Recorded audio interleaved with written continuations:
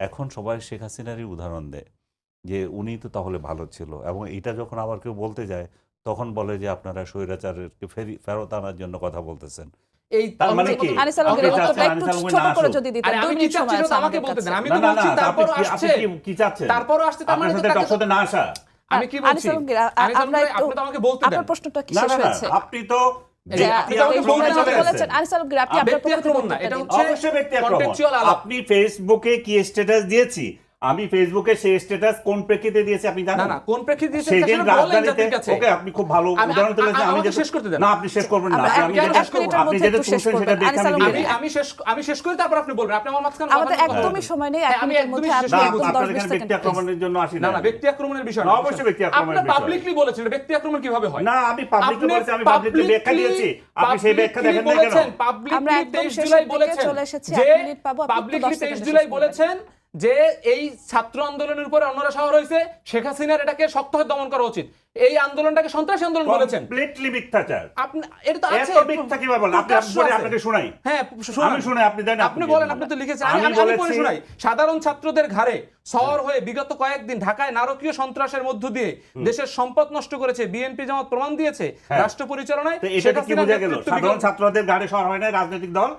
এরা তো সন্ত্রাসের কথা বলছেন আপনি। সন্ত্রাস সেদিন বিএনপি জামাতকে আপনি সন্ত্রাস বলছেন? নো। সো যে তিনটা জায়গায় সেদিন আক্রমণ হয়েছিল, কোথায় আক্রমণ হয়েছে? রেলওয়ে আক্রমণ হয়েছে, বিটিভি আক্রমণ হয়েছে, পরবর্তীতে দেখা গেছে এটা সরকারের প্ল্যান করা আক্রমণ ছিল, সেগুলো হতে পারে সরকারের আক্রমণ। না, আপনি তো বিএনপি জামাতকে সন্ত্রাসী আক্রমণকারী বলছেন। সেদিন যে আক্রমণ হয়েছে সেটা তো আমরা সরকারের একদম প্ল্যান। আমি শেষ কিভাবে দিকে বলবো? চলে না, এটা তো এসেছি। পরে প্রমাণিত হয়েছে।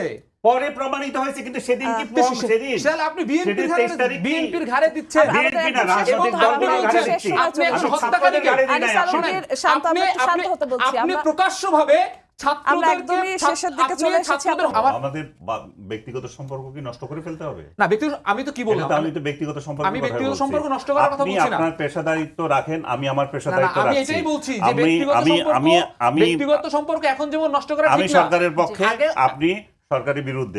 আমরা লড়তে যাচ্ছি এক জায়গায়, কিন্তু আমরা আমাদের আর্গুমেন্ট পেশ করব, আমরা আমাদের মতো। কিন্তু আজকে তৈরি হয়েছে কি, আপনি বিরোধী, এটা আজকে তৈরি হয় নাই। আজকে যেটা তৈরি হচ্ছে সেটাও যেমন নেগেটিভ, আগে এটা ছিল সেটাও নেগেটিভ ছিল।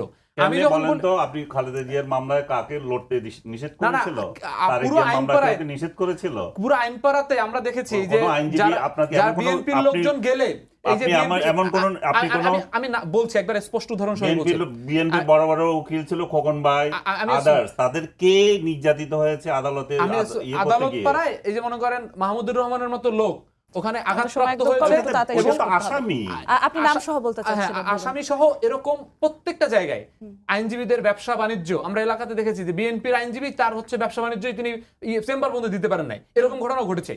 তার মানে যে এখন ঘটতে পারবে সেটা আমরা বলছি না, কিন্তু আগে ঘটেন নাই, এইটা সম্পূর্ণ একটা মিথ্যাচার।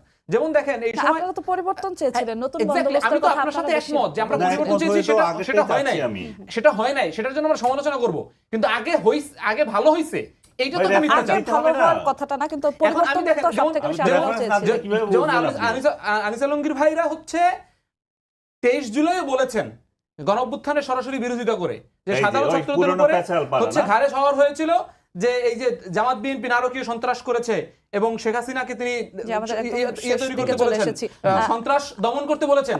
তারপরও আনিস আলমগীর ভাই কিন্তু আজকে আসছেন, এটাই কিন্তু আমাদের কি চেয়েছিলাম, আমরা কি পেলাম।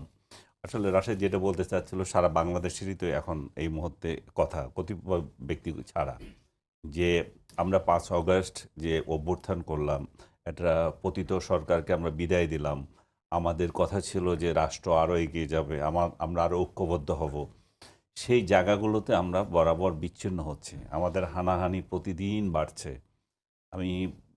আমি কিছুক্ষণ আগে একটা ভিডিও দেখলাম আমার নিজের এলাকায়, যে দুইজন এমপি প্রার্থী ভাই বোন, তারাই ঝগড়া করছে। আমি কল্পনাও করতে পারিনি যে মানুষের মধ্যে এত হিংসা বিদ্বেষ কিভাবে বেড়ে গেছে।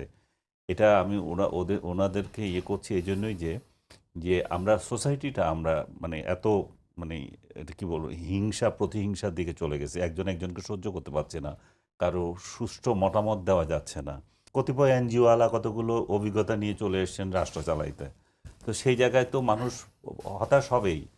এবং রাশেদ যে বলছিল যে এই দুর্নীতি এবং আরো আরো কতগুলো ইস্যুস যে তুলেছে, যেগুলো দেখেন আপনি, দুর্নীতি হচ্ছে তার কোনো বিচার নাই, এবং দুর্নীতি হচ্ছে ডক্টর ইউনূস একটা লোককে, তার উপদেষ্টাদের বিরুদ্ধে এত অভিযোগ উঠে উনি কোনো দিন কোনো অ্যাকশন নিয়েছেন আমি দেখি নাই।